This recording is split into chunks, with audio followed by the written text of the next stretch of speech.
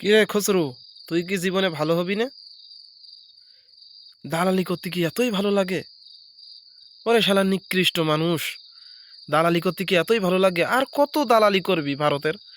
ভারতের দালালি করে কি লাভটা পালি? হয়তো কিছু খাওয়া, কয়টা নারী, কয়টা গাড়ি বাড়ি, টাকা, এই কি করবি এই দিয়ে? তুই মেরে গেলি সব থাকবে বাল ফেলানো, আর একজন ভোগ করবে।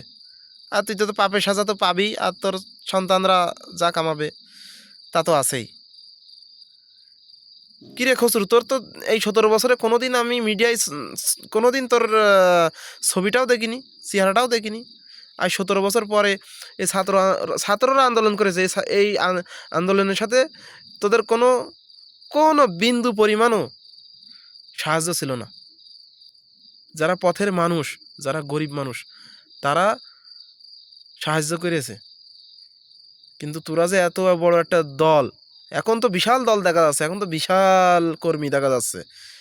এই 17 বছরে তো একটা বাল ছিড়ান্দারও ছিল না, শুধু যা মায়ের খেয়েছে পথে।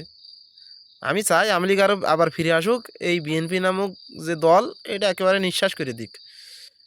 এনসিপির কয়জন আছে? ওই 4জন সমন্বয়ক, 5-6জন সমন্বয়ক, আর জামাত দেখবা না উধাও। বিএনপি রে বাটাম পড়া আবার খাবে, জালেমের হাতেই শেষ হবে। তা খসরু, তুই তো অকৃতজ্ঞ ব্যক্তি, তোরে তো মানুষ বলা যায় না, তোরে বলা যায় কুত্তা।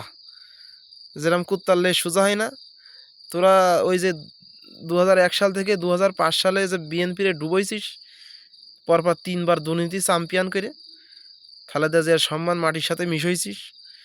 হ্যাঁ, জিয়ার কর্মী হিসেবে তোরা আত্মপ্রকাশ করেছিস আবার।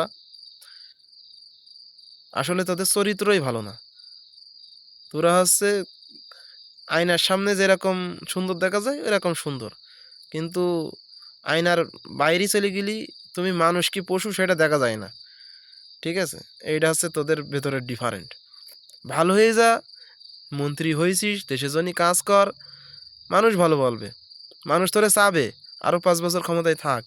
কিন্তু কুত্তার কাজ আছে ওই চাটু করিতা, চাটা চাটা চাটা চাটু করিতা করতে হবে, ভারতকে খুশি করতে হবে, এই চাটু করিতা, এই ছাড়া কোনো আর কোনো পথ নেই।